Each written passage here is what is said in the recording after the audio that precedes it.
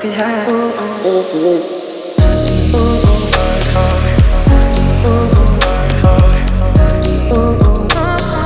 I could have.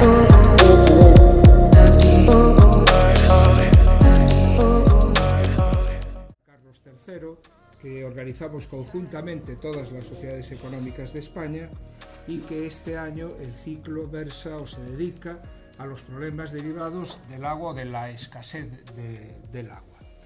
Quiero agradecer la presencia virtual de Antonio Martín Mesa, al que todos estáis viendo en la pantalla grande, que es el presidente de la Mesa de Sociedades Económicas de España y presidente de la Real Sociedad Económica de Amigos del País de Jaén, en la que tuvimos la suerte de asistir al Congreso varios miembros de la Junta Directiva y nos trataron además de maravilla. Bueno,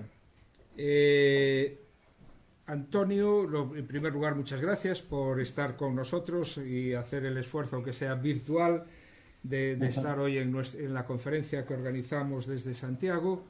Aunque tú no lo veas, el público asistente sí te está viendo y oyendo, o sea que tienes la palabra. Muchas gracias. Muy bien, pues muchas gracias, Francisco. Bueno, para mí es un placer acompañar a los amigos del país de Santiago y de toda España, que a través del canal de YouTube pues nos estén siguiendo esta tarde en la conferencia. Agradecido a la Real Sociedad de Santiago de Compostela y a su presidente, a Francisco Loimín.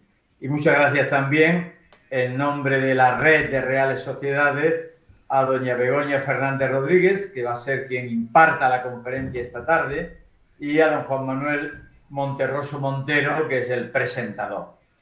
Bueno, pues muy brevemente decirle que tenemos la satisfacción, las Reales Sociedades Económicas de Amigos del País, que como ustedes saben, pues tenemos a nuestra espalda ya prácticamente casi 250 años de vida, que fuimos creadas en el siglo XVIII.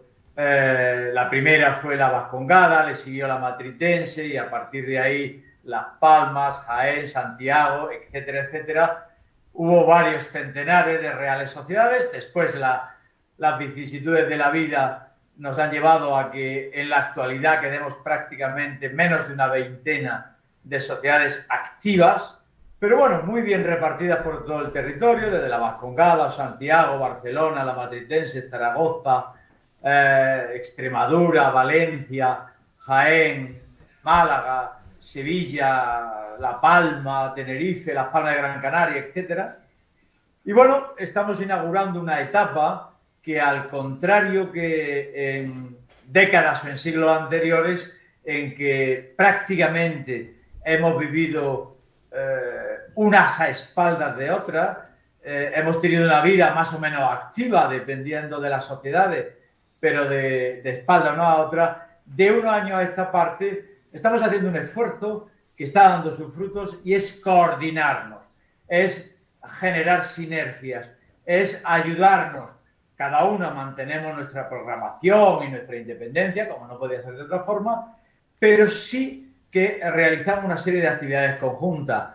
Digamos, antes había habido algunas reuniones esporádicas en Valencia, en Zaragoza, en Badajoz, pero sobre todo a partir de 2018 celebramos un congreso en Jaén, en junio de 2018, en el que, entre otras conclusiones, debatimos cuál sería la función de nuestras sociedades de amigos del país en el siglo XXI y, de alguna manera, si usted me permite la expresión, nos conjuramos para estrechar lazos. De hecho, en este mismo año 2023 hemos firmado un convenio de colaboración entre 13 de todas nosotras para instrumentar esta colaboración conjunta, que se ha concretado ya en el Congreso de Jaén de 2018, por ejemplo, en el congreso que hicimos en Las Palmas de Gran Canaria en noviembre de 2021.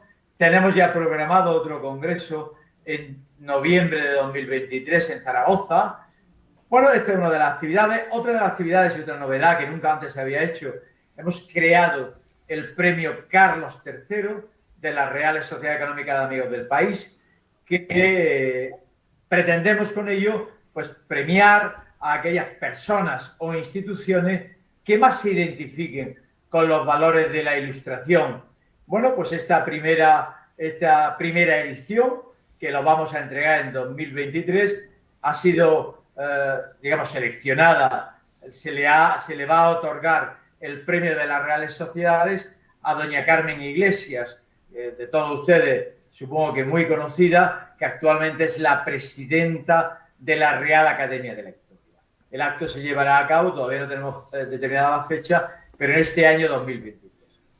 Bien, otra de las muchas actividades conjuntas que pretendemos llevar a cabo, y lo decía el presidente de la Real Sociedad de Santiago, Francisco Loimil, es la Tribuna Carlos III, por la cual llevamos ya 2 años. Concretamente empezamos en mayo de 2021, ya llevamos 2 años con esta actividad en marcha, por la cual, pues, periódicamente, una sociedad organiza una conferencia que es retransmitida simultáneamente a todas las económicas de España.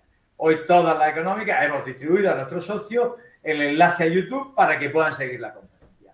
Empezamos en Jaén, seguimos en Extremadura, en Cartagena, en Las Palmas, en Tenerife, en Santiago de Compostela. Recuerdo que asistimos a una conferencia sobre los caminos de Santiago, en fin, en distintas sociedades.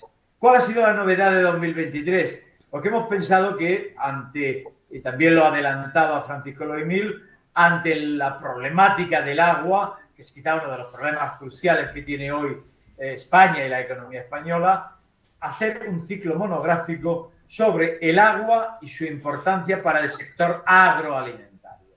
Y en este sentido, pues hemos programado una serie de conferencias que empezamos el 27 de enero de 2023 en Madrid, en la Matritense, que impartió don Jaime Lamo de Espinosa. Ustedes recordarán que fue el ministro de Agricultura en los tiempos de la OCDE, y la conferencia fue El agua alimenta el mundo, riegos o hambre.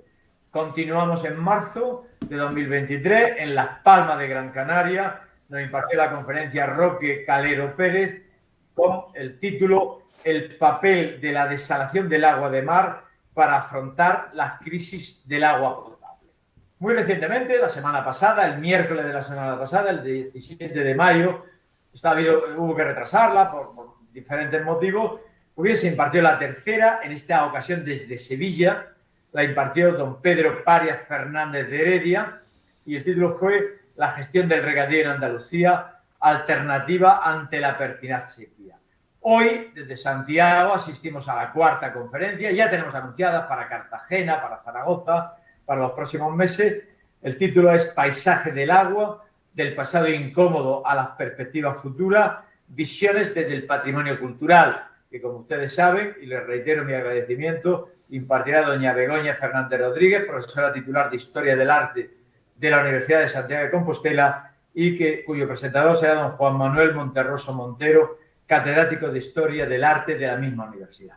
Bueno, seguiremos en esta línea. Nuestro objetivo es hacer cosas, servir a nuestro territorio, servir a la cultura, dentro del papel que en este siglo XXI, pues que ya hay muchas instituciones que en el siglo XVIII, que en el siglo XIX no existían, que sí que existen en el XXI, pero las reales sociedades tenemos un papel que jugar, vamos a continuar desempeñándolo, y desde luego con la ayuda de todos los amigos del país que aún perviven en España, seguiremos cumpliendo con nuestra labor de servicio a la cultura, a la economía, a la educación, a la enseñanza de nuestros respectivos entornos territoriales.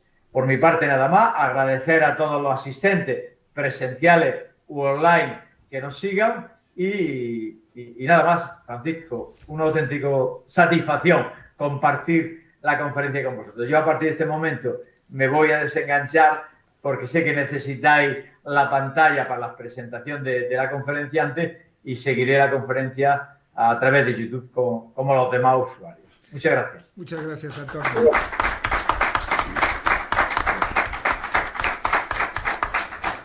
Nos vemos en un par de semanas en Madrid.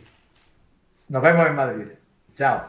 Muchas gracias. Bueno, como ya quedó dicho, me acompaña en la mesa, además de nuestra conferenciante de hoy, Begoña Fernández, Juan Monterroso, miembro de la Junta Directiva de esta Real Sociedad Económica Amigos del País, y que hará la presentación de la conferenciante de hoy. Tienes la palabra, Juan.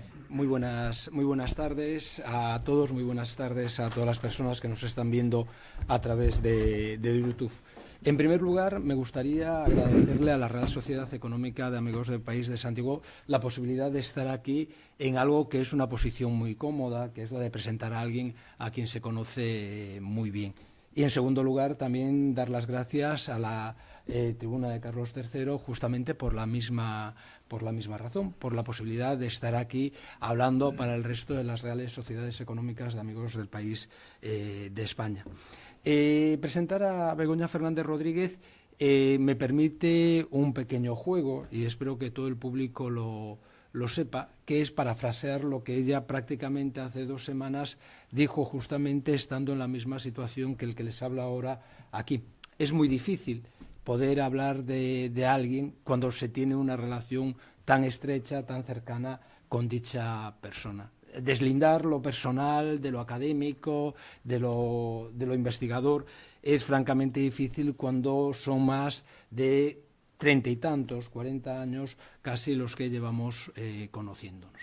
No llega a los 40, pero anda cerca. Sobre todo por mi parte puede ser, por la de ella, por supuesto, que no. Begoña Fernández Rodríguez es profesora titular en la Universidad de Santiago de Compostela, pertenece al grupo de investigación Jacobus, que ha coincidido que en esta época está teniendo muchísima relación con la Real Sociedad Económica de Amigos del País a través de otro ciclo como es el de los fondos artísticos que se está celebrando en estos momentos, y es una persona que se ha movido siempre entre dos mundos. Sería muy fácil hacer el juego de palabras que se ha movido siempre entre dos aguas, pero realmente no es que se haya movido entre dos aguas, sino que siempre ha tenido muy bien y muy claro dónde estaba su posición. Cuando inicia su tesis doctoral, a la altura de los años 90, la realiza sobre un tema que hoy en día le podría a todos ustedes resultar sumamente lejano, como era el mundo de los gremios y las cofradías de mareantes en Galicia, en un periodo cronológico que es justamente ese tránsito entre el mundo medieval y la modernidad, entre el siglo XV y el siglo XVI. Pero esa tesis doctoral, que sería un poco una tesis doctoral al uso, ya apuntaba a algo muy interesante. No solo es una historiadora del arte que está interesada por los aspectos vinculados con la realidad física de esas obras, con su materialidad, sino que sobre todo está muy interesada por estudiar, por conocer la relación humana que existe con relación a esas obras. Pensemos que una cofradía, su libro de referencia en este caso sería el de Santa María la Grande de Pontevedra, permite evidentemente abordar un conjunto tan significativo como es la Iglesia pontevedresa. Pero, sin embargo, al aproximarse desde el mundo de los gremios, desde el mundo de las cofradías de mareantes, también se aproxima a la forma de pensar, a la forma de entender la cultura, la religiosidad, en un momento determinado donde o Corpo Santo, el cuerpo de San Telmo, se convertía en un referente fundamental. Esa tesis doctoral marca los inicios de su trayectoria. Pero no solo es ese su papel. Por esos mismos años, todavía sin haber defendido la tesis doctoral, va a estar trabajando en la Dirección General de Patrimonio, lo cual la va a aproximar a la otra realidad que le es sumamente cercana y en la cual, sobre todo en los últimos años, ha desarrollado buena parte de su actividad, que es la conservación, la protección del patrimonio cultural en Galicia. Publicaciones como el libro sobre Santa María de Melón nos permiten justamente esa aproximación desde un punto de vista de transferencia. Es una publicación en la que Begoña Fernández Rodríguez parte de un informe histórico que se realiza para la posible rehabilitación del monasterio, rehabilitación que al final no se consiguió llevar a cabo, pero que sí permitió a un avance dentro del conocimiento científico y además le permitió también salir de ese ámbito circunscrito al mundo del siglo XV y XVI y empezarse a abrir a épocas posteriores como el siglo XVII o el siglo XVIII en una realidad tan compleja como la es la de un monasterio cisterciense en Galicia en estos momentos. Un monasterio cisterciense que además es desamortizado, que es justamente toda su problemática. Y esa desamortización es de nuevo la que la está poniendo en camino hacia esa forma de entender el patrimonio cultural como una seña de identidad de cualquier comunidad. No se ha salido en ningún momento de esta vía. En estos momentos, si hay alguien que puede decir que tiene en sus espaldas la capacidad y el mérito de haber declarado varios BIC o haber incoado los expedientes para varios BIC de interés cultural, es ella. El último y de referencia es justamente el de la placa sobre la Ribada en Bayona, que se realizó ya hace unos años, a la altura del 2015-2016, pero por ejemplo en estos momentos se está trabajando, está inmersa en otro proyecto que es la posibilidad de incoar como BIC los murales de Lugrís en Coruña. Pero eso solo es una faceta, porque al lado de eso justamente ahora es directora de un proyecto de investigación a nivel nacional titulado Nuevos paisajes olvidados, vinculado de nuevo con el mundo de los embalses, de las presas y sobre todo del impacto patrimonial que esas presas han tenido en España. Se ha circunscrito no solo al caso gallego, sino que es un proyecto multiuniversitario o interuniversitario donde participa la Universidad de Oviedo y la Universidad de Extremadura, abarcando por lo tanto las cuencas del Duero, las cuencas gallegas y las cuencas del Tajo, la cuenca extremeña. Un proyecto del cual ya están viéndose los frutos y esperemos que de aquí seguramente a escasamente un año salga publicado un libro dedicado a la presa, al colapso de la presa de Riva del Lago en Puebla de Sanabria, que es el último trabajo en el que está inmerso. Pero para que vean que tampoco se aleja demasiado de ese ámbito, acaba de entregar justamente ahora un libro que va a ser publicado por el Museo de Pontevedra dedicado a otra ruina pontevedresa como es Santo Domingo de Pontevedra. No solo las ruinas que quedan visitables, sino toda la transformación de ese entorno urbano que justamente a raíz de la desamortización fue perdiéndose completamente. Como ven, es una investigadora polivalente que ha sabido transitar desde el siglo XV hasta el siglo XXI y que hoy nos propone un tema que es de gran actualidad no solo por la situación del agua, no solo por la escasez y por el elemento recurrente del agua, sino también por la situación que esas presas van a acabar generando de aquí a un futuro inmediato si la moratoria o la normativa europea de derribar algunas de ellas se lleva a cabo. Es incorporar justamente, y aquí el juego de palabras, si es oportuno, un patrimonio emergente, o casi emergido, como son las embalses, a ese patrimonio cultural que también debería formar parte de todo nuestro acervo. Estoy convencido de que la charla de Begoña Fernández Rodríguez va a ser una charla sumamente interesante, pero sobre todo sumamente instructiva. Muchísimas gracias.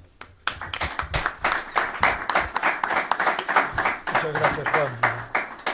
Begoña, hemos venido para escucharte a ti. Tienes la palabra. Buenas tardes, muchas gracias a todos. En primer lugar, quiero agradecer a la Real Sociedad la oportunidad de estar impartiendo esta conferencia sobre la tribuna de Carlos III, que lleva por título y versa sobre el tema del agua. Junto con esto quiero agradecer también a la Real Sociedad de Santiago el haberme dado la oportunidad de estar hoy aquí con todos ustedes. A mi compañero no digo nada porque verán, seguramente les defraudaré en la conferencia después de la presentación que acaba de hacer, que como verán al cabo del tiempo, 30 años dan para mucho o casi 40 y bueno, eso influye en lo que ustedes acaban de oír, pero no se lo crean, de verdad que no es tal como él lo ha contado. Y, por supuesto, al público que está presente en la sala o que está conectado de forma online, me gustaría agradecer expresamente la asistencia a esta conferencia. Cuando se me propuso el tema del agua para participar en la tribuna de Carlos III, que se organizaba a nivel nacional en las Reales Sociedades, el tema me resulta atractivo porque es un campo de investigación que en estos momentos estoy desarrollando vinculado a determinadas actuaciones en el campo del patrimonio cultural. El agua es un elemento fundamental para la vida humana, es un recurso que resulta más que necesario para el desarrollo tanto de cualquier género de vida sobre el planeta. Sin embargo, en los últimos tiempos se ha despertado la voz de alarma, se ha despertado una situación de incertidumbre que nos lleva a recordar aquellas frases del pasado, como la que, por ejemplo, decía Tales de Mileto, que el agua es la naturaleza de todas las cosas. Es un elemento fundamental, es un elemento imprescindible y es un elemento que está sufriendo una situación de estrés o que está cuanto menos amenazado. Es esta amenaza lo que ha llevado a que se organice el Día Mundial del Agua. Desde hace unos años, la UNESCO conmemora el 2 de marzo como Día Internacional del Agua, Día Mundial del Agua, para recordarnos a todos la necesidad de esa sostenibilidad que necesitamos de cara al mantenimiento del agua. Este mantenimiento viene vinculado a un fenómeno que nos asusta a todos. Aún el sábado leía en la prensa el hecho de que los gallegos creemos en un 80% que el cambio climático es un problema real y que nos asusta más que incluso el paro o el terrorismo. El cambio climático, el proceso de calentamiento global de la Tierra, viene vinculado a la actividad humana que estamos realizando sobre nuestro planeta. El hecho de que se produzca un calentamiento global ha llevado a una situación de emergencia, a aclamar esa emergencia o, de alguna manera, a poner un punto de inflexión para que la civilización reflexione sobre ese consumo. Junto a el cambio en el sistema de combustibles, la pérdida de combustibles fósiles por otros de carácter energético más limpio, también se acucia este problema en los fenómenos atmosféricos. En concreto, también se acusa este problema en esa sequedad o esos fenómenos atmosféricos mucho más radicales que cada vez nos golpean de una manera más seria. Estos problemas todos han llevado a que todos los días prácticamente son noticias aleatorias. La prensa no recuerde que hay que echar el freno de emergencia, la crisis climática es mucho más grave de lo pensado, o que no recuerde las 5 comunidades autónomas afectadas por la sequía. Incluso ir un poco más allá, sacar por las calles de Jaén al Señor de las Aguas en rogativa, al Jesús Nazareno, para solicitar, para implorar de alguna manera que vuelva a llover en la ciudad. Esto, que parece un elemento un tanto novedoso o que parece un elemento un tanto retardatario, no es tal. Y verán, este año la televisión producía una serie de estas de coproducción de radiotelevisión que se llamaba La Sequía. La serie de La Sequía versaba sobre la aparición de una serie de cadáveres en uno de esos pueblos que sistemáticamente afloran a consecuencia de la bajada del nivel del embalse. Se mantenía un equilibrio, es una coproducción española que creo que estuvo proyectándose este año en la televisión, que no sé exactamente en qué cadena, pero creo que fue en la 1. Bien, junto con esto nos indica que el tema está de moda. Pero eso que creemos que está tan de moda y que es tanta actualidad, no resulta, por decirlo de alguna manera, un tema que en teoría deberíamos de tener en consideración más que al margen de esos aspectos que están haciendo un llamamiento. Junto con el problema de la sequía hay un problema muy grave también que Juan ya anunciaba, y es la destrucción que se está llevando a cabo seguido por dictámenes europeos de parte de los azudes de nuestros ríos, de parte de aquellos elementos que de alguna manera están articulando un sistema que vertebra las aguas de nuestros cauces. Por la recuperación ambiental, por la recuperación de aquellos espacios naturales, siguiendo esa política, se ha llevado a cabo una política de destrucción de estos elementos.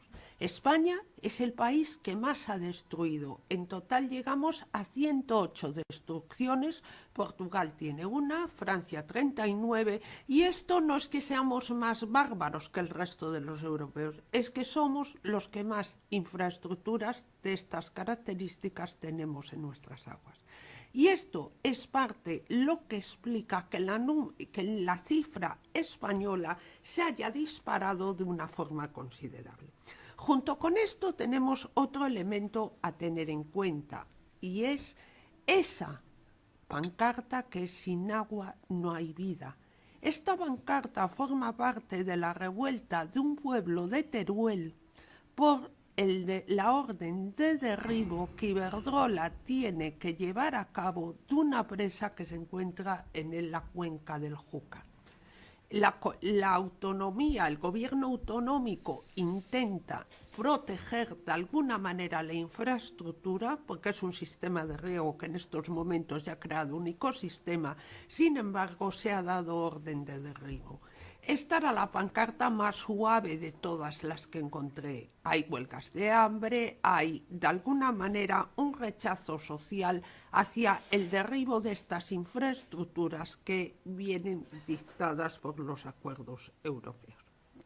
Pero yo les decía antes que cuando alguien ve aisladamente las noticias al respecto de la sequía, le llaman la atención.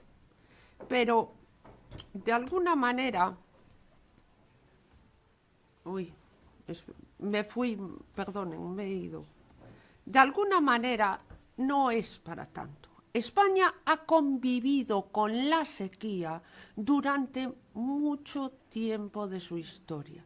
La foto que ustedes tienen es una foto de la revista Nuevo Mundo de 1930, de la recogida de la cosecha de mazorcas de maíz, y yo que soy gallega, eso se parece muy poco a las mazorcas de maíz que yo recuerdo, en un campo de Andalucía, en el que, como ven, dice: hoy atraviesa una hora dramática, hambre del campesino, sed de la tierra, fantasma de la miseria, en la región que el tópico tradicional hizo solar de la alegría.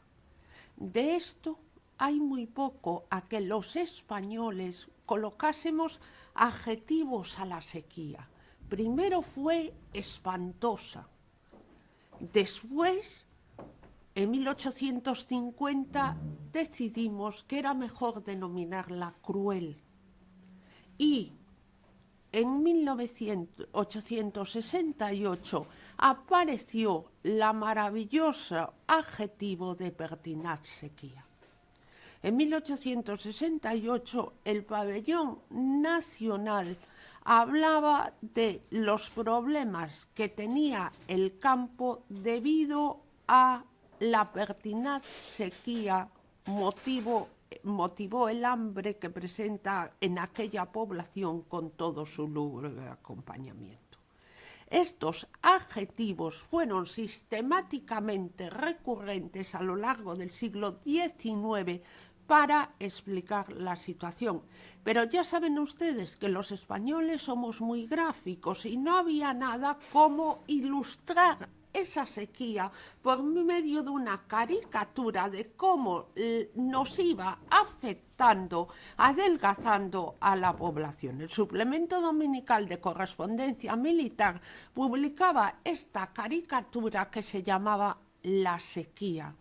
Y nuevamente esa pertinaz sequía es lo que provocaba esa rogativa en Borjas de Urgell en 1905, en la que era necesario para pedir la lluvia lo mismo que se ha hecho hace poco en la ciudad de Jaén, sacando al Señor de las Aguas, al Nazareno en procesión, montaban esa rogativa para solicitar la lluvia.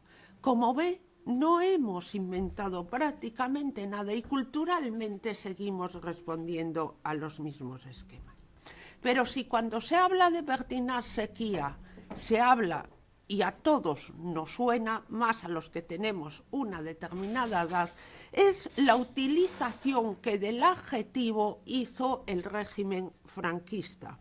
A todos en el nodo recordamos las pertinaz sequía, las dificultades y de alguna manera esa plasmación que tendrá, por ejemplo, en el discurso de fin de año de Francisco Franco a la nación, en la que dice que el régimen puede hacer todo, pero lo único que no puede conseguir es que las nubes saquen lluvia.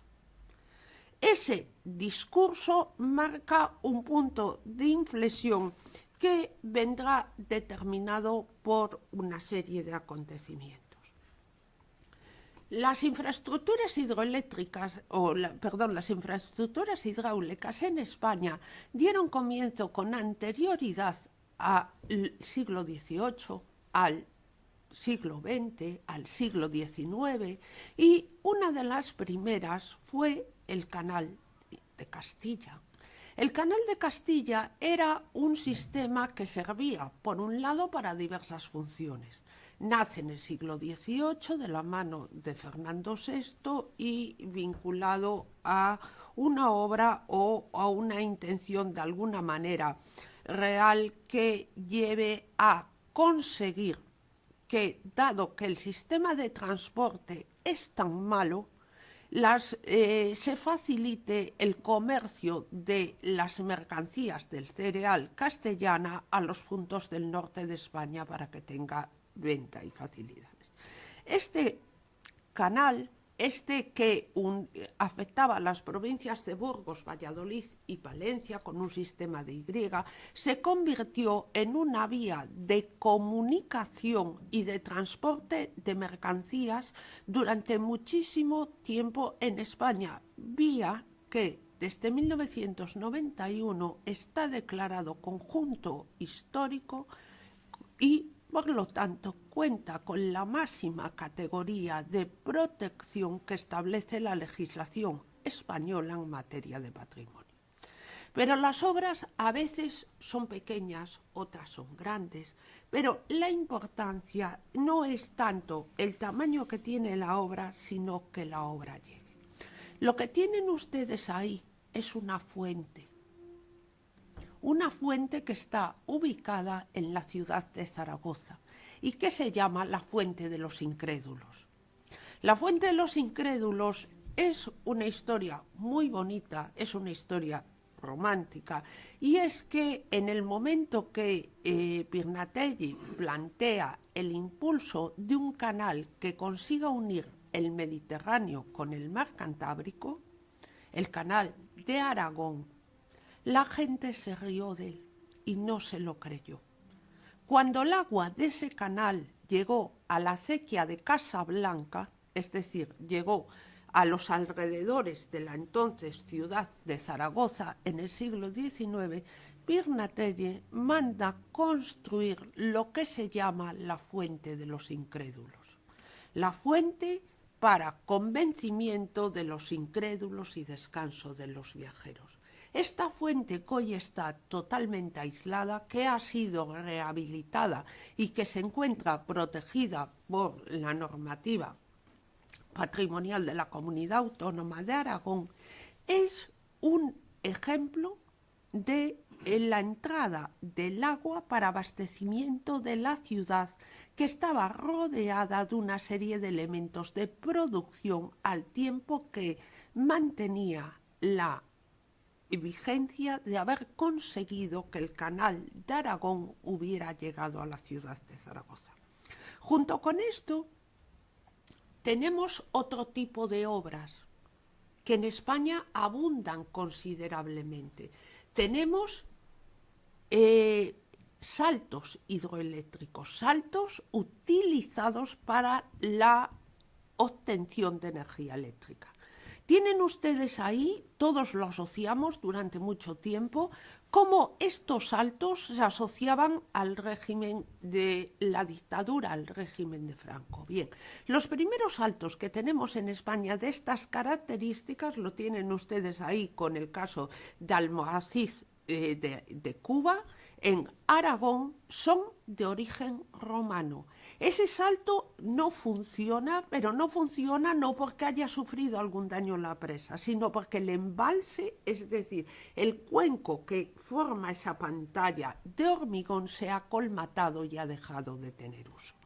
Pero si los romanos construyeron presas y algunas son protegidas, como puede ser la presa de Proserpina, también en el siglo XVI se llevó a cabo la construcción de presa como es la del Tibi en Alicante, que sigue perfectamente en funcionamiento y lo tienen ahí en la imagen central, en la zona superior, derivando agua.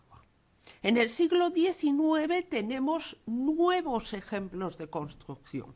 Tienen ahí la de Marismillas. La de Marismillas nace con la finalidad de dotar de energía a las minas de Río Tinto y a partir de ahí se irá transformando poco a poco en lo que tenemos en la actualidad.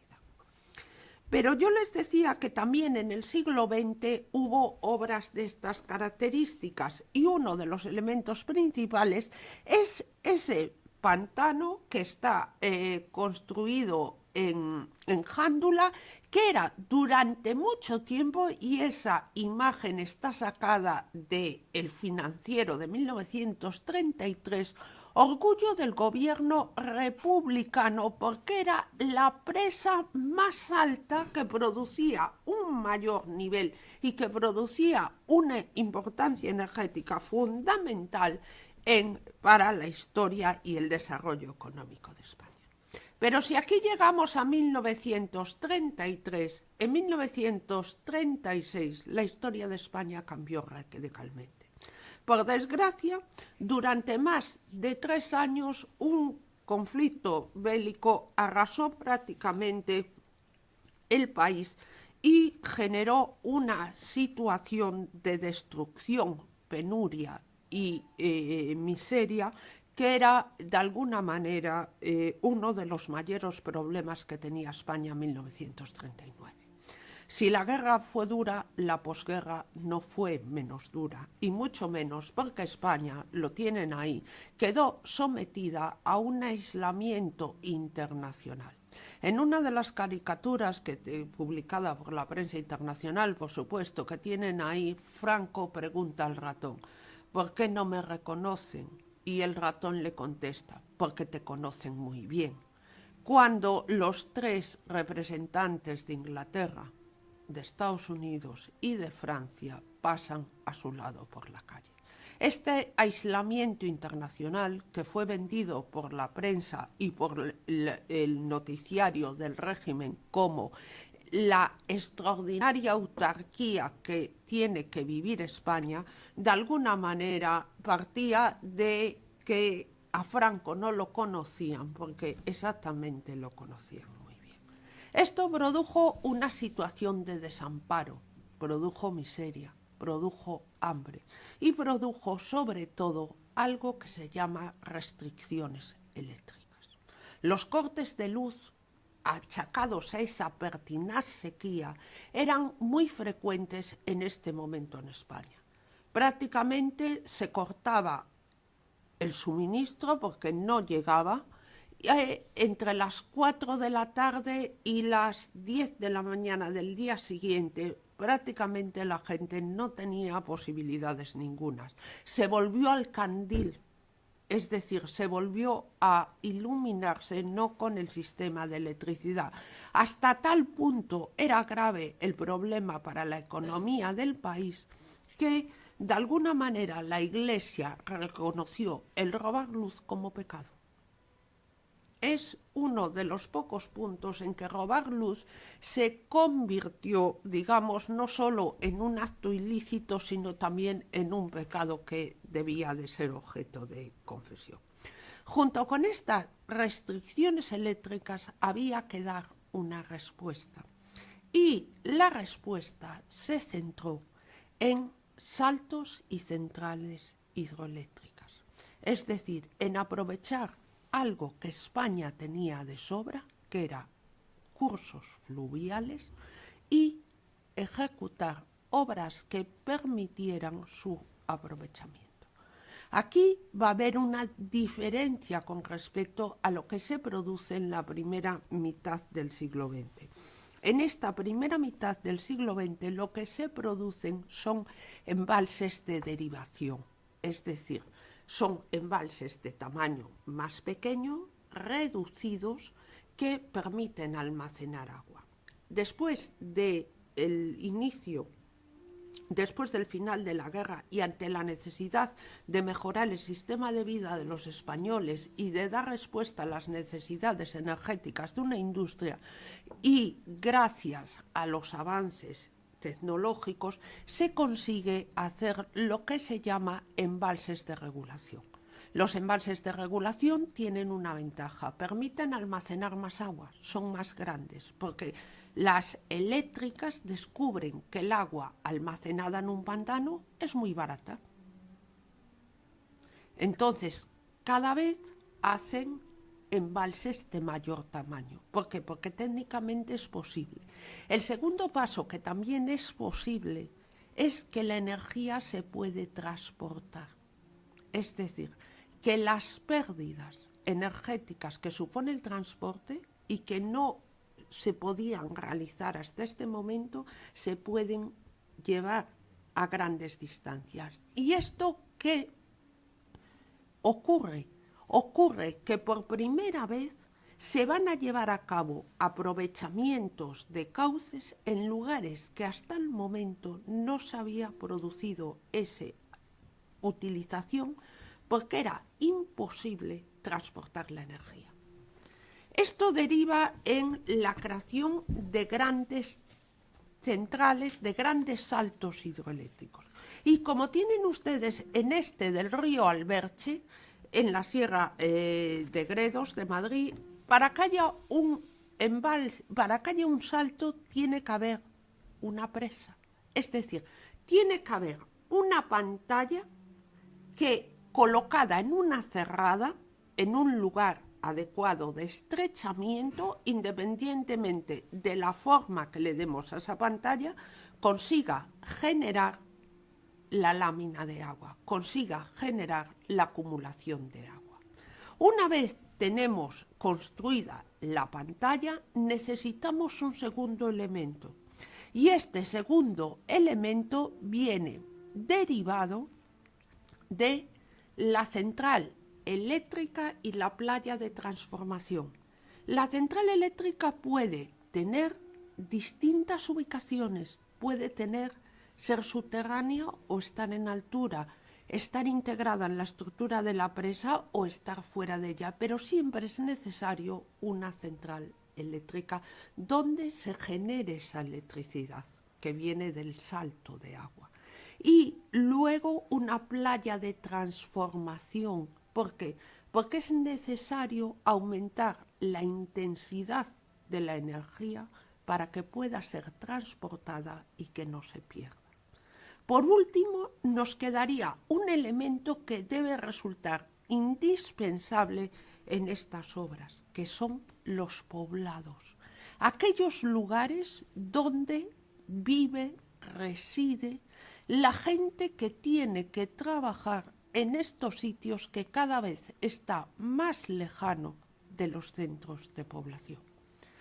En principio se hacen como almacenes para facilitar la construcción. En un segundo momento, estos almacenes para realizar las construcciones se transforman en poblados obreros que acojan a gente que está llevando a cabo la ejecución del salto. Y por último, se convertirán en poblados obreros de aquellas personas que trabajan en ese salto. Para que ustedes hagan una idea, en una central en los años 50 en la construcción podían trabajar 1.600 trabajadores. En el momento que esa central entra en funcionamiento podía haber unas 300 personas trabajando. Hoy la mayoría están automatizadas y carecen totalmente de ningún trabajador. Junto con esto hay un momento en la historia de España que resulta decisivo. En 1939, nada más acabada la guerra, Peña-Moab, que es ministro de Fomento del primer gobierno franquista, aprueba el Plan Nacional de Infraestructuras. El Plan Nacional de Infraestructuras atiende a obras hidráulicas y a todo tipo de obra que necesita reparación tras la guerra. Las compañías eléctricas no salieron muy dañadas tras la guerra. Tuvieron daños, pero fueron daños, digamos, de alguna manera de carácter puntual.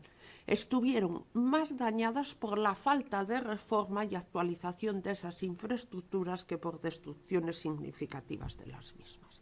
Sin embargo, si se empieza o se contempla dentro de ese Plan Nacional de Obras Públicas, de alguna manera eso que tienen ustedes ahí, la regulación de los cauces, la puesta en riego, el revestimiento de canales, la producción de energía eléctrica y, por supuesto, el abastecimiento de poblaciones. Obras que tienen ustedes aquí el informe de 1955 del del Ministerio de Fomento, de la sección de obras hidráulicas, en las que pueden ver todos los pantanos que ese año se estaban ejecutando, que se habían ejecutado o que estaban en fase de ejecución en España.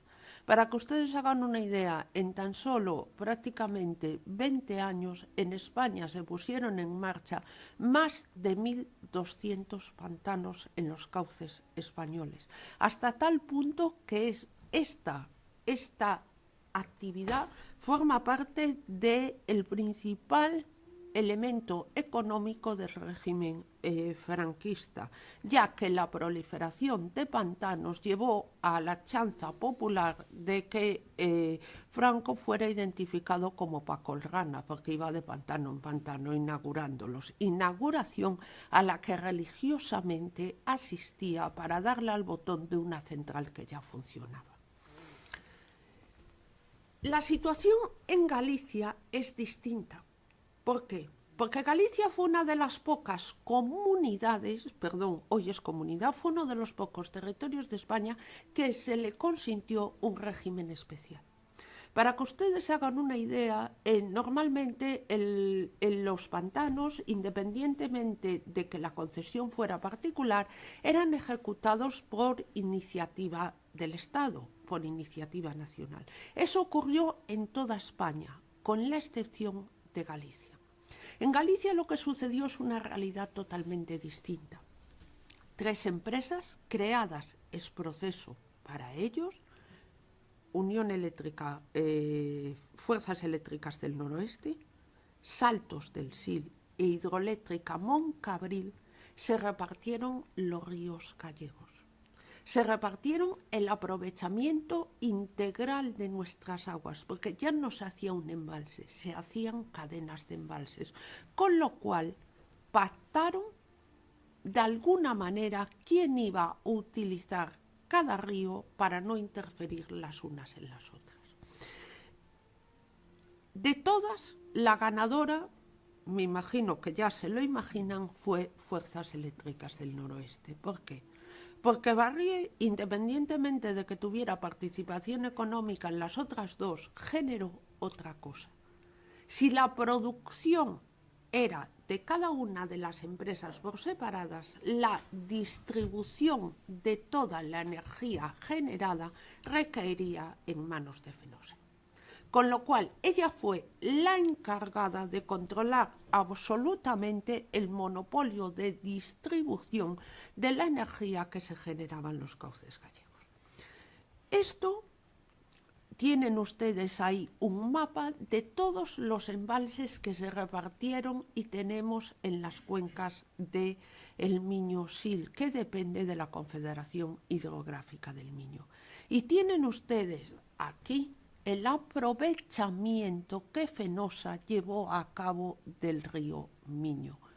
Antes de prácticamente entrar en la provincia de Pontevedra, entre Lugo y Orense, el Miño encadena 5 embalses consecutivos que son todos organizados por Eléctrica Fenosa. Belesar, Peares, Belle, Castrelo, y Frieira son los embalses que jalonan de alguna manera el curso del Miño y que fueron programados en 20 años por esta compañía eléctrica. Todos son saltos que generan electricidad. El más goloso de todos, y que durante mucho tiempo fue el mayor de España mientras estaba construyendo, es este que tienen ustedes proyectado aquí, el salto de Peares en el río Miño. Peares es un pueblo complicado.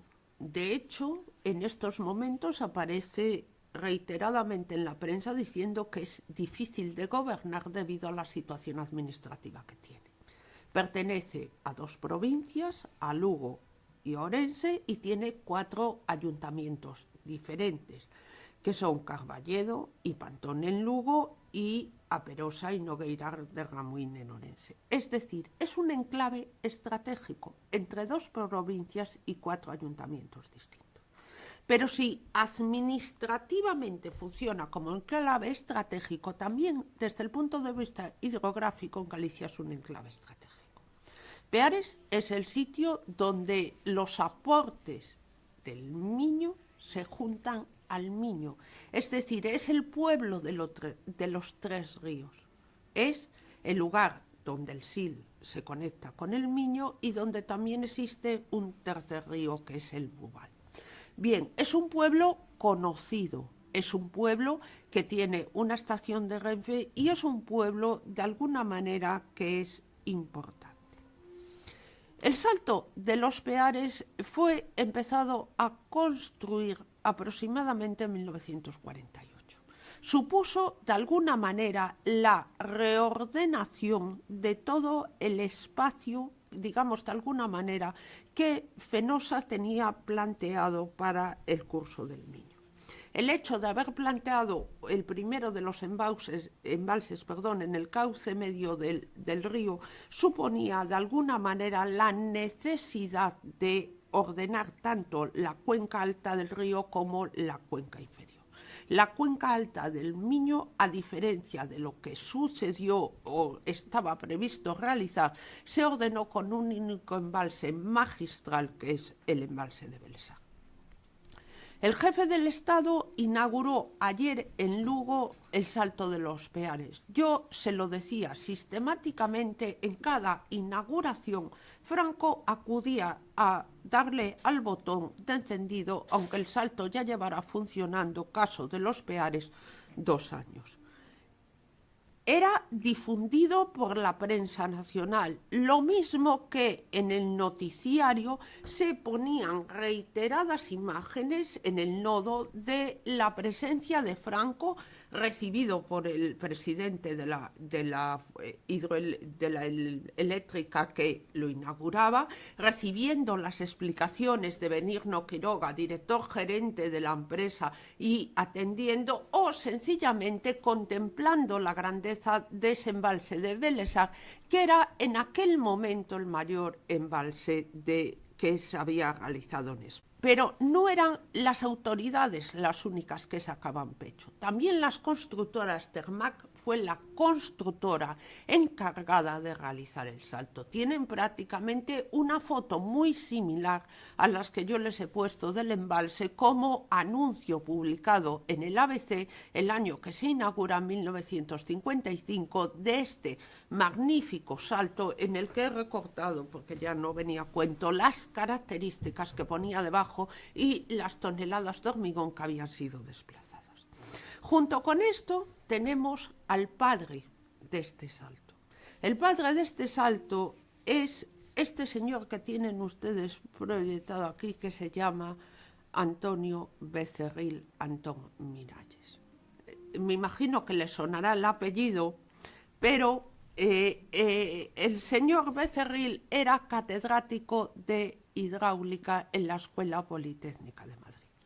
Era el catedrático de hidráulica, era ingeniero de caminos y realiza 2 manuales que van a ser fundamentales para entender lo que va a suceder en los ríos de España. Uno es la regulación de los ríos y otro es ensayos de hidrodinámica. Si se fijan ustedes en la portada, recuerda la pantalla del salto de Bellesar plenamente. Pero para que vean que, independientemente de él fue director fue quien pone en funcionamiento el laboratorio de hidráulica de la Universidad Politécnica, que sigue funcionando, aunque también compaginó su actividad, digamos de alguna manera docente y universitaria, con su labor en la empresa. Durante muchos años estuvo vinculado al Banco Urquijo y trabajó desde un despacho de la Gran Vía madrileña, regulando las aguas de muchos de nuestros ríos. Tienen ustedes dos ejemplos de las presas y verán la similitud con lo que se produce en Peares. Dos ejemplos de presas, una es la de Grandas de Saline, en Asturias, que fue también llevada a cabo por él, y otra es la de abajo, la de Picaza, que está en el río Alberche, en la Sierra de Gredos de Madrid. Esta presa, él fue su director durante muchos años, ya prácticamente desde el momento que acaba sus estudios, realiza una estancia de investigación en Alemania, vuelve a España, es contratado por la Politécnica y en ese momento se empieza a trabajar como su director de los Altos de Alberche. Los Altos de Alberche, que es un río que suena poco, tienen una gran importancia debido a que van a ser el sistema todo que se articule para dotar de energía a Madrid y para dotar de un sistema de regadío a la ciudad de Madrid. Es una concatenación de embalses que él en concreto hará, el de San Juan y el de Picazas, que serán los más importantes. Bien, junto con esto, cuando Antón Miralles le llaman a la puerta una tarde así lo cuenta su hijo, no es, le llaman a la puerta a la hora de una tarde del mes de verano y le ofrecen venir a poner en funcionamiento los saltos que la compañía tiene previsto realizar en Galicia. El primero de esos saltos, a diferencia de lo que sucederá antes de meterse en la Cuenca Grande, se produce en un pequeño río del sur de Galicia que tiene un carácter al igual que el Miño transfronterizo, el río Limia. Una de las razones de la creación de Fenosa fue la creación de este salto hidroeléctrico, el salto de As Conchas, que genera, digamos, el pantano conocido como de Las Conchas. Es un pantano pequeño, es un pantano limitado, pero sin embargo el ingeniero sienta las bases de lo que va a poner en funcionamiento poco tiempo después de proyectar Las Conchas. En 1943 empieza el proyecto y en 1949 se acaba. En 1947 Becerril ya está trabajando en Peares. Este salto, que presenta unas similitudes, tiene, digamos, de alguna manera poco que ver con el salto de Peares. Tienen ustedes ahí una imagen en la que se ilustra la cerrada escogida para colocar la presa. El nombre de Peares viene dado por peón, que es las piedras que se colocaban en el río para poderlo cruzar sin necesidad de mojarse. En 1910, Soler y Faria solicitan y se les autoriza la concesión de las aguas de este río, concesión que sigue vigente y termina adquiriendo la Fenosa para llevar a cabo la explotación de su agua. A partir de ahí tienen los distintos pasos: el proyecto, la concreción de la pantalla, el plano que permite subir los materiales por medio de una serie de raíles, los primeros ensayos, las fotos del fotógrafo oficial de Fenosa, que iba a todas las presas para todas las inauguraciones, y por supuesto el salto funcionando a pleno rendimiento con ese aliviadero central. Pero junto con esto también era objeto de propaganda. En 1955, cuando todavía estaba sin concluirse la estructura, el periódico Arriba organizaba un concurso de fotografía en el que los aficionados podían participar. En aquella época, el 5 de octubre, las fotografías en un monográfico fueron tomadas por una persona que fotografió aquello que se llamaba baluartes contra las restricciones, es decir, fotografió el Salto de los Peares. Dice, como una de las más grandes y hermosas obras de arte que hemos admirado, si las autoridades turísticas tuvieran visión a esta espléndida realidad, alternarían excursiones a las venerables y vetustas tierras que hablan de nuestro pasado con las visitas a estos nuevos centros nerviosos capaces de revolucionar la vida de los pueblos. A estos centros les corresponde el lenguaje del porvenir. Esto que se anunciaba en 1955 de alguna manera se cumplió, porque después de la Catedral de Santiago y después de la creación del Salto aguas arriba en el Miño, toda autoridad, toda personalidad que venía a Galicia tenía como viaje obligado la visita al Salto de Belesar. Hasta tal punto que la compañía lo iluminó para facilitar esa visibilidad de esa gran pantalla de bóveda. Si en 1955 ya se establecía baluartes contra restricciones, el siguiente de los pasos es la conjuración de ese ingeniero madrileño que un día recibió la invitación de Fenosa para participar en el Salto con un arquitecto, porque si las pantallas las hacían los ingenieros, las centrales eran normalmente misiones de arquitectos.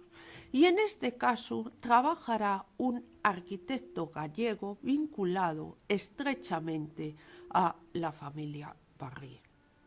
Si no me equivoco, un familiar tenían en común tanto Barrié como Tenreiro, familiares en común, y con ello se convirtieron prácticamente en uno de los arquitectos que trabaja en todos los saltos de la compañía. A diferencia de lo que sucede en estas centrales, tienen ustedes ahí una fotografía del túnel original que da acceso a la misma, cuando todavía se estaba trabajando y todavía quedan los instrumentos de ese trabajo. La central de Peares es una central totalmente subterránea que se embebe de alguna manera dentro de esa montaña y dentro de esa presa. Pero junto con esta central también es importante la labor de este arquitecto. Tienen ustedes ahí el proyecto que Tenreiro realiza para la estancia principal de la central. Es un proyecto que viene marcado por esa gran grúa puente que tiene que estar funcionando en ese área donde se encuentran las turbinas para, de alguna manera, redefinir ese espacio. Un proyecto que él, como era habitual en las centrales de los años 50 y sobre todo en las que construía Becerril Antón Miráñez, normalmente eran objetos de decoración. La central de Saliné fue decorada por Vaquero, y la central de Peares se da decorada por Enrique Tenreiro. Uno de los primeros proyectos que no se llevó a cabo de esta sala de turbinas es ese mural que tenía, para que ustedes hagan una idea, más de 30 metros cuadrados y tenía que estar ocupando en el testero. Lo que hizo Antonio Tenreiro fue una visión totalmente impresionista de esa montaña y de ese paisaje de los Peares en el que la presa está presente. Pero está presente mucho más de alguna manera que ese movimiento de las aguas, esa variedad polícroma, ese gusto que nos recuerda o esboza ese elemento impresionista y que contrasta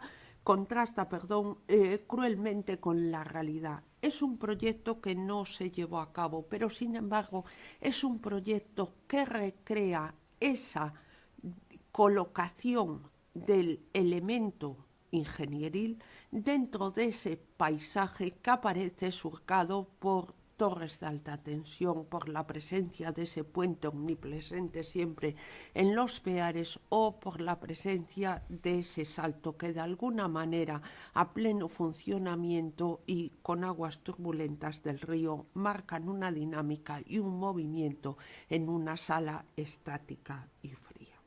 Pero junto con este elemento hubo otro que sí construyó. Era habitar la arquitectura. Él era un amplio conocedor de los espacios y lo que se deseaba era desmitificar de alguna manera la frialdad de esos espacios. En una central eléctrica subterránea no hay ventanas, no hay vistas. Y lo que dotó antes de entrar a esa cámara es de una ventana abierta a ese paisaje que no se permitía contemplar de alguna manera desde el exterior del conjunto. Esta entrada abierta a ese paisaje se refleja en este mural que sí se conserva en la actualidad en muy buen estado y en sitio que se llama Alegoría de la Hulla Blanca.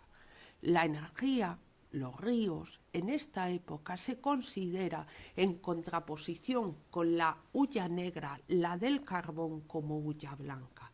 En este mural, construido sobre azulejo blanco, que tiene unas dimensiones extraordinarias en cuanto a tamaño, se refleja nuevamente esa apertura al paisaje y esa abertura con esa ya más clara central en pleno funcionamiento y con esa dicotomía que el arquitecto y el pintor tuvo al respecto de su visión, digamos de alguna manera ambiental y su visión en aras de ese progreso que era necesario.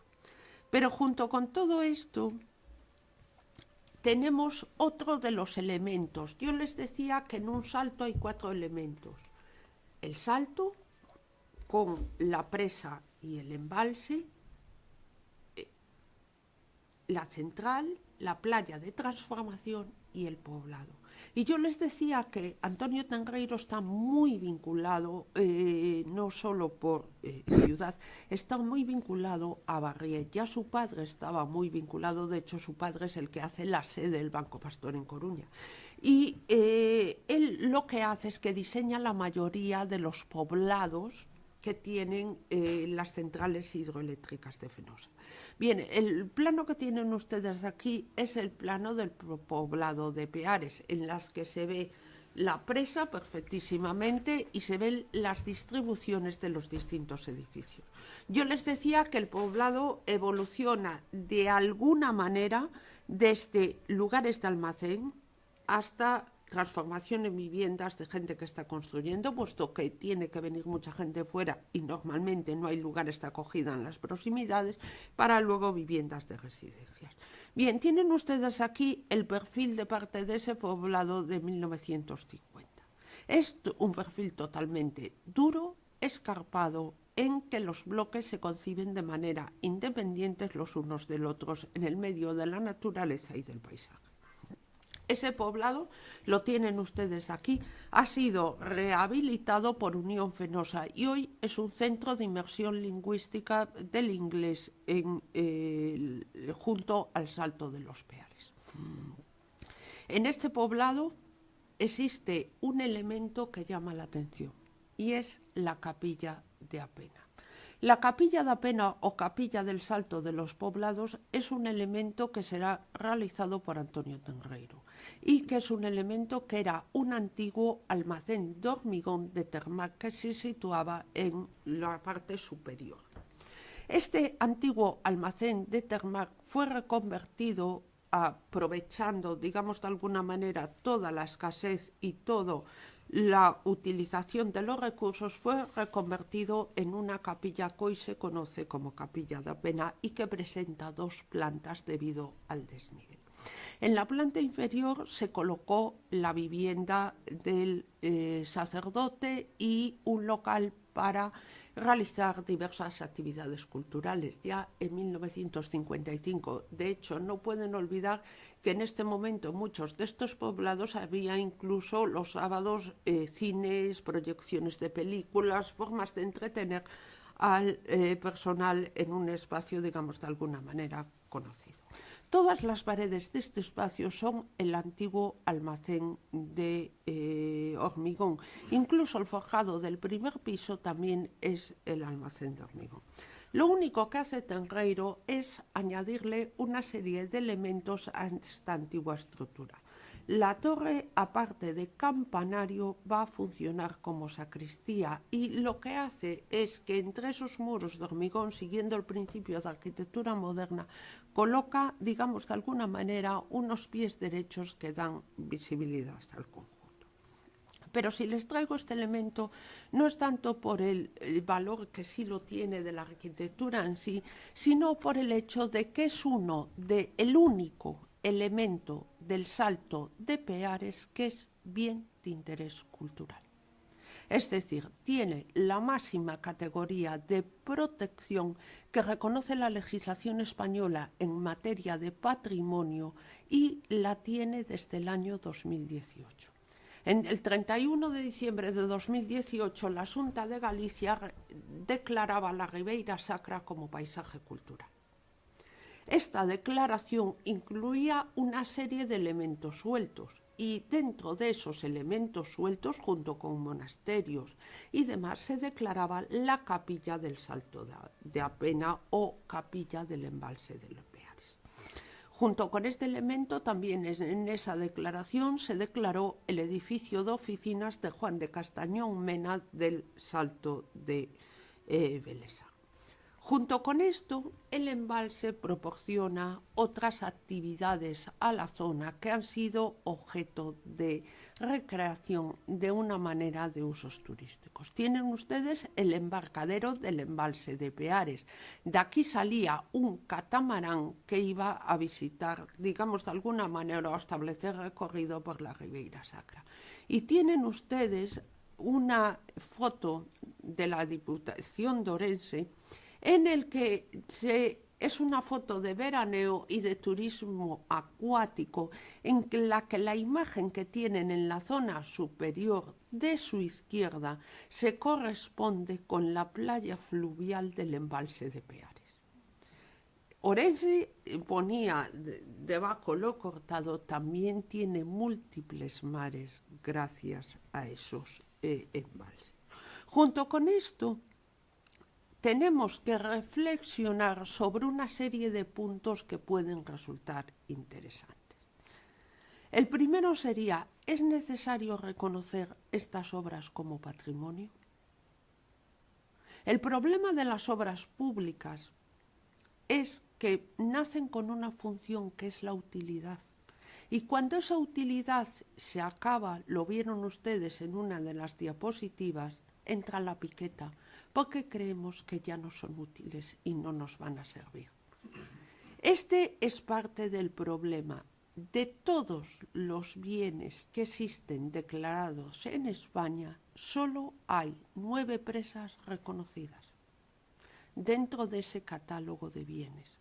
Y dentro de esas 9 presas, 4 son romanas, de origen romano. El resto de estas obras carecen de ningún tipo de protección.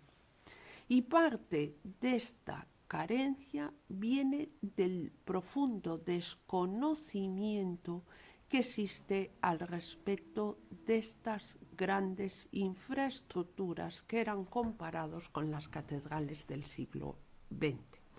Este gran desconocimiento viene, por una parte, vinculado a que resulta muy complejo muchas veces acceder a la información, o que cuando se accede a la información resulta tan árida que es muy complejo articular un sistema que permita de alguna manera hacerlo fácil o entendible a aquellos que no sean técnicos. Porque recuerden, todo este tipo de infraestructuras colocó a España con un reconocimiento internacional debido a las personas que las llevaron a cabo, que estaba negado al país y al resto, digamos de alguna manera, del personal que vivía en España. Junto con esto, tenemos que tener en cuenta que hasta ahora, o como se están llevando a cabo este tipo de protecciones, es vinculada a medios ambientales. Yo le decía que en 2018 la capilla, por un decreto de la Xunta de Galicia, se reconocía dentro del paisaje cultural de la Ribeira Sacra como un bien de interés cultural, un monumento de interés cultural aislado de ese paisaje.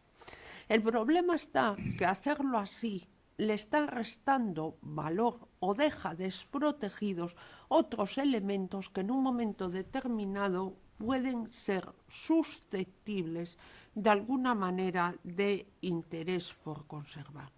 Porque si la declaración le da, digamos de alguna manera, el reconocimiento, no le da el interés cultural. El interés cultural se lo da el aprecio, la identificación, la concienciación social con la obra.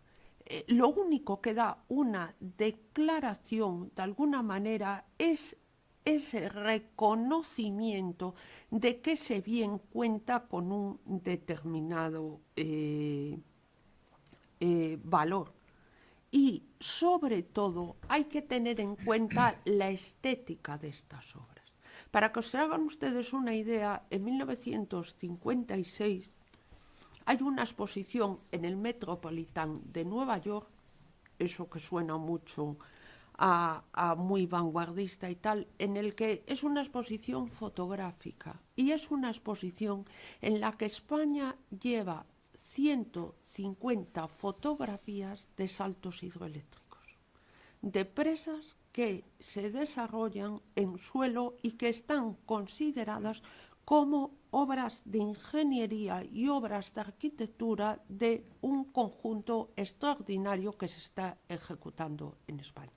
El reconocimiento de estas obras por parte de la exposición que se organiza en Nueva York, entre las que se encuentran varios de los saltos que tenemos en Galicia, sí funciona a todos los efectos de cara a la mejora de esa imagen. Y llegados aquí, se establece lo siguiente: los criterios que debe de tener una de estas obras para que sea reconocida como un bien patrimonial. En primer lugar, es necesario el conocimiento, lo mismo que con cualquier otro bien. Es necesario conocer su historia y conocer sobre todo el estado en que se encuentra. Esto es un hándicap cuando la presa está en funcionamiento. ¿Por qué? Porque normalmente las obras o, digamos de alguna manera, la protección patrimonial supone unas exigencias que muchas veces la gente que explota este tipo de infraestructura no está de acuerdo en mantener, o de alguna manera no ve necesario ese mantenimiento porque tiene esa conciencia de que una obra pública puede ser útil y que cuando esa utilidad ha pasado, esa obra debe de ser de alguna manera suprimida.